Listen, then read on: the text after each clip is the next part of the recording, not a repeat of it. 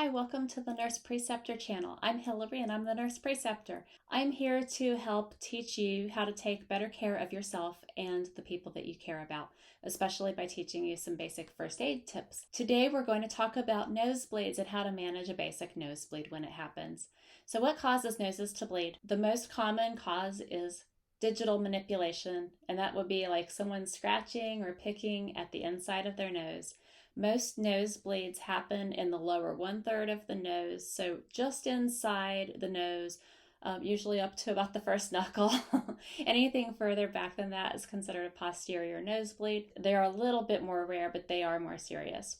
What else can cause nosebleeds besides nose picking and nose scratching? If you are hit in the nose, if you have nasal trauma, it can cause the nose to bleed. If you have like a lot of nasal drainage where you're blowing your nose a lot or you're blowing very forcefully, that can be enough of a trauma just to cause those little capillaries that line the tissues of your nose to start bleeding on their own. We also sometimes see nosebleeds during times when people have really severe allergies or when they have a lot of inflammation going on the inside of their nose, because it makes those tissues more swollen. The blood vessels are a little bit easier to break, and so you can get a nosebleed that way as well. So what do you do when someone has a nosebleed? So it depends on the age of the person who has the nosebleed. If it's a kid, it's pretty frequent for them to get a little freaked out at the sight of their own blood. So the most important thing you can do is to stay calm yourself. Most nosebleeds are not serious. They're going to be fine, but it just takes a little bit of time and patience.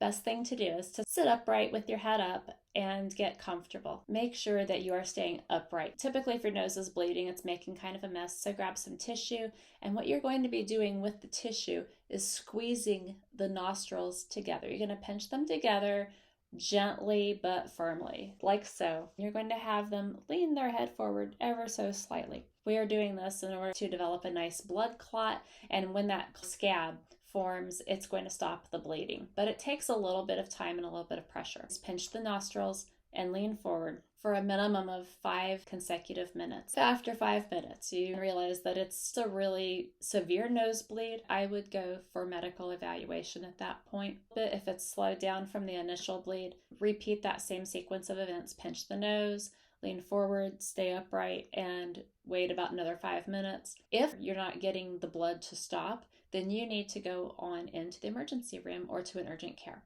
And what they can do for you there is sometimes take a Q-tip and apply topical treatments that will allow the blood vessels to squeeze down and stop the bleeding. And they can also evaluate you for what could possibly be a more serious nosebleed at that point. So aftercare of a nosebleed, take it easy. Avoid anything really strenuous.